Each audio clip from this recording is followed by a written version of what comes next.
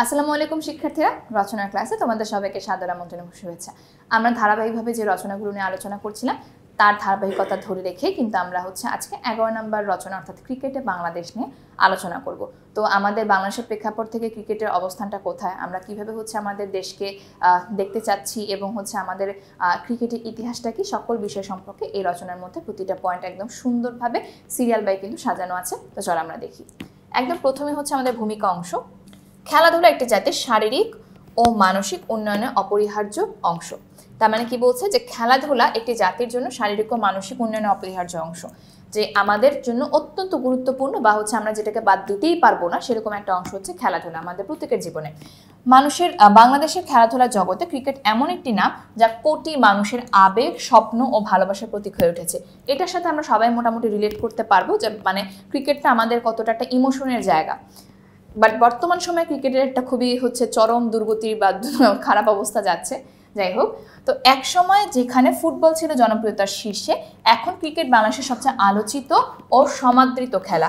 অর্থাৎ একটা সময় ফুটবল খেলা দেখার জন্য মানুষ পাগল ছিল, সেটা অনেকটা সময়ের আগের ব্যাপার, আগের কথা। সেটা তোমার আরো 50 বছর আগের কার সময়, যে তখন ফুটবল এক মানুষের জন্য একটা বিশাল একটা ব্যাপার ছিল তখনকার সময়। আর তখনকার সময় এরকম ডিজিটাল, আমরা টিভি বলো, ফোন বলো, নেট বলো বা তোমার এই ধরনের ডিজিটাল জিনিসপত্র বলো, সেগুলো যেহেতু তখন ছিল না, তখন চোখের সামনে একদম স্টেডিয়ামে বসে খেলা দেখার যে ব্যাপারটা, সেটা কিন্তু অনেক ভয়াবহ লেভেলে জনপ্রিয় ছিল এবং তখন ওই ক্রেজটাই ছিল অন্যরকম। সময়ের সঙ্গে সঙ্গে ক্রিকেট আমাদের সংস্কৃতির অবিচ্ছেদ্য অংশ হয়ে উঠেছে। এই প্রবন্ধে আমরা ক্রিকেটের বাংলাদেশের ইতিহাস, উত্থান, অবদান, সমস্যা ও সম্ভাবনা নিয়ে আলোচনা করব। আচ্ছা, প্রথম পয়েন্ট কি আমাদের? বাংলাদেশের ক্রিকেটের সূচনা।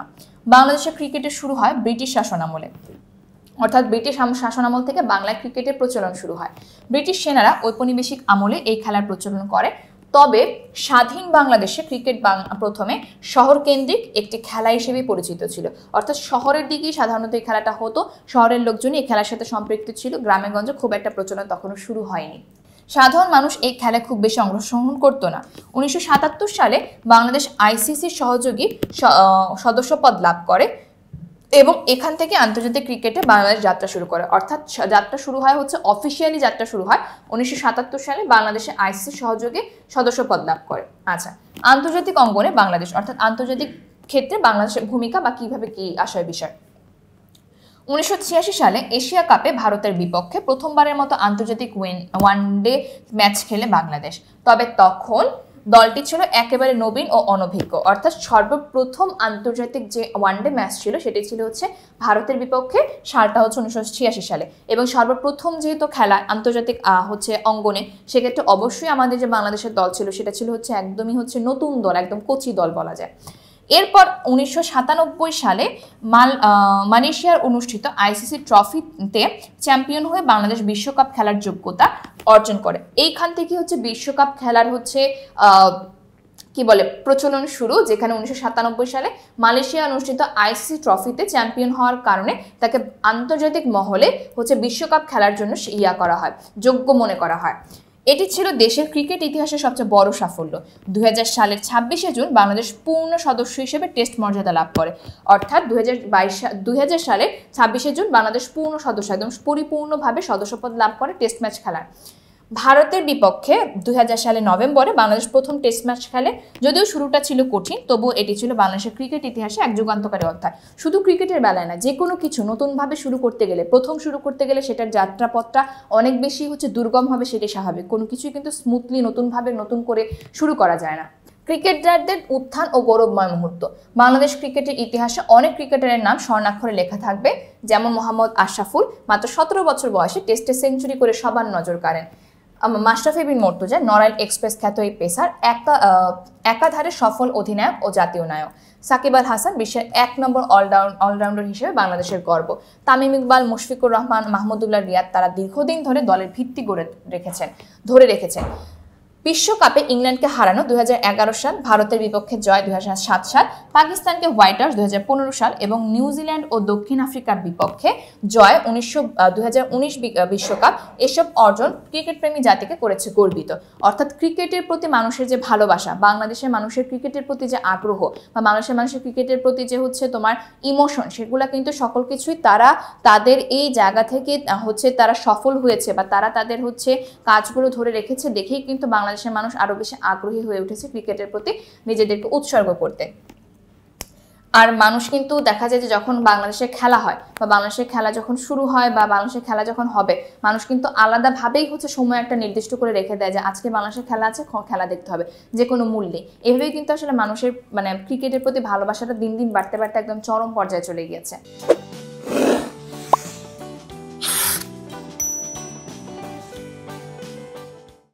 ক্রিকেটে বাংলাদেশের জনপ্রিয়তা।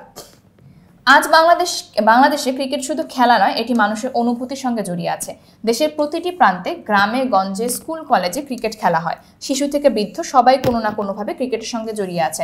অর্থাৎ আমাদের যারা হচ্ছে ক্রিকেট টিম রয়েছে তারা তো আন্তর্জাতিকভাবে বলো বা হচ্ছে তারা অফিসিয়ালি খেলে, কিন্তু ক্রিকেটের প্রচলনটা এতটাই বেড়ে গিয়েছে যে দেখা যায় যে প্রত্যেকটা পাড়া মহল্লায়, গলিতে গলিতে বাচ্চারা থেকে শুরু করে বৃদ্ধরা প্রত্যেকেই কিন্তু ক্রিকেট খেলার সাথে কোনো না কোনো সময় হচ্ছে সম্পৃক্ত ছিল।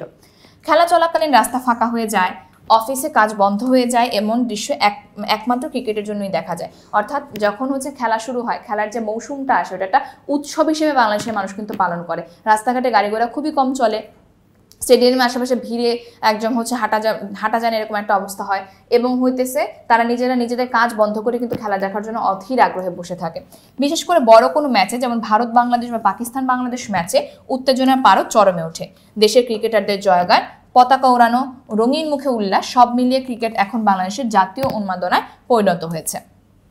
তাহলে হচ্ছে মানে কোন কোন ক্ষেত্রে আমরা বাংলাদেশের মানুষজনের মধ্যে জনপ্রিয়তাটা কি হারে বৃদ্ধি পাচ্ছে বা পেয়েছে বা বর্তমান সময় অবস্থাটা কি, সেটা কিন্তু আমাদের এই পয়েন্টে তুলে ধরা হয়েছে। এরপর আসা হচ্ছে ক্রিকেট বোর্ড ও অবকাঠামো উন্নয়ন। আমাদের ক্রিকেট বোর্ডের কি অবস্থা আর অবকাঠামোগত উন্নয়নের কি অবস্থা সেটা সম্পর্কে এখন আমরা জানবো। বাংলাদেশ ক্রিকেট বোর্ড বিসিবি দেশের ক্রিকেট পরিচালনার মূল নিয়ন্ত্রক সংস্থা। অর্থাৎ আমাদের দেশের নিয়ন্ত্রক হিসেবে কাজ করা হচ্ছে বিসিবি স্থানীয় ও আন্তর্জাতিক পর্যায়ে দল গঠন, খেলার প্রস্তুতি, অবকাঠামো উন্নয়ন এবং টুর্নামেন্ট আয়োজন করে থাকে। বর্তমানে দেশের বড় বড় স্টেডিয়াম যেমন শেরেবাংলা জাতীয় ক্রিকেট স্টেডিয়াম মিরপুরে, চট্টগ্রাম জহুর আহমেদ চৌধুরী স্টেডিয়াম, সিলেট আন্তর্জাতিক ক্রিকেট স্টেডিয়াম, এইসব স্টেডিয়াম আধুনিক মানের এবং আন্তর্জাতিক মানের খেলার উপযোগী। বিসিবি নানা বয়স ভিত্তিক দল, high performance unit, cricket academy পরিচালনার মাধ্যমে নতুন প্রতিভা গড়ে তুলেছে।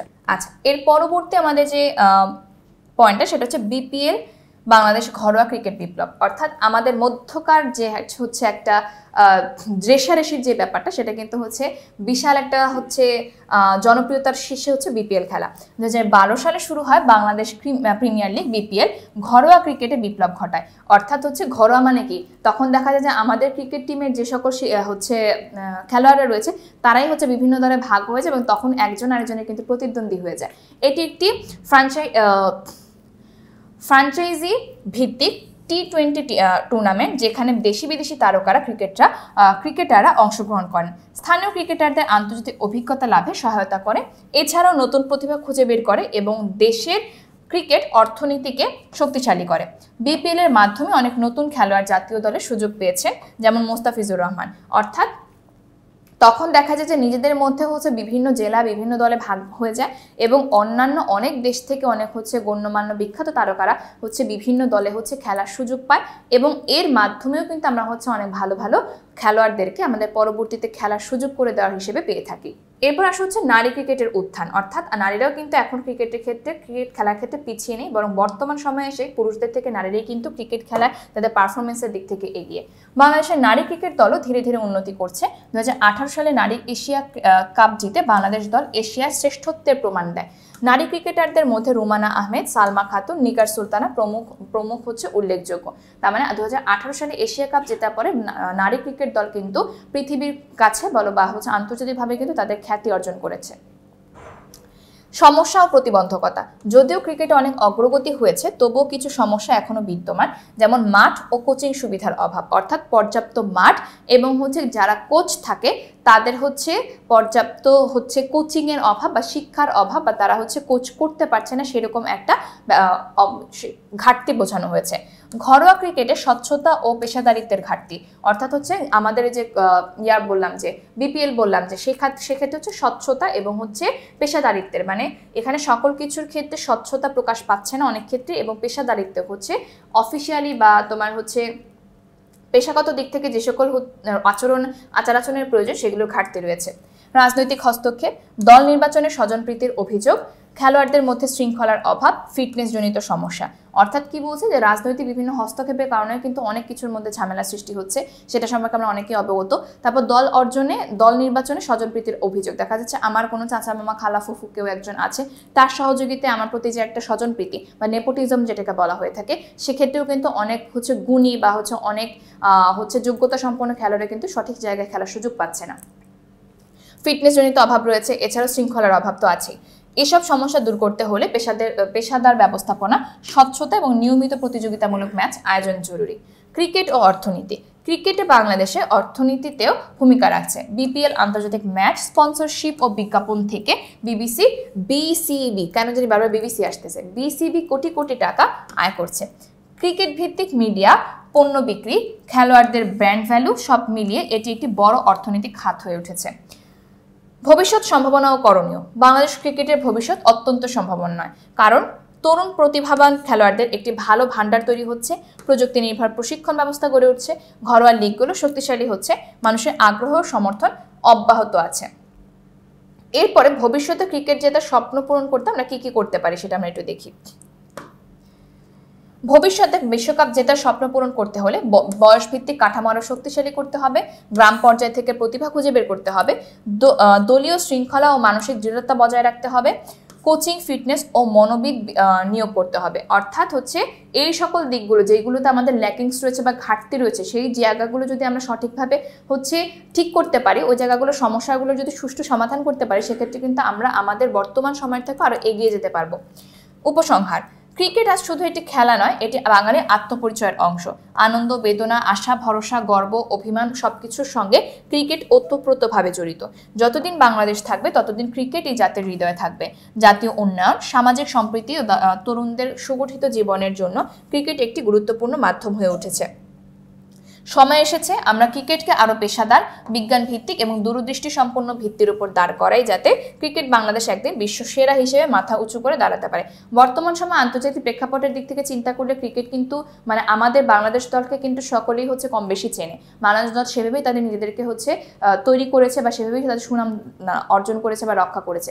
কিন্তু এই মুহূর্তটাতে এসে, বিগত 2-5 বছরের সময়টাতে এসে বাংলাদেশ ক্রিকেট দল হচ্ছে কিছুটা তোমার জোয়ার ভাটার একটা টাইপের মধ্যে বা একটা সময়ের মধ্যে দিয়ে যাচ্ছে। তো আশা করবো আমরা আমাদের সকল সমস্যার সমাধান করে দ্রুতই আমাদের এই দুঃসময়ের থেকে হচ্ছে সুসময়ের দিকে এগিয়ে যেতে পারবো।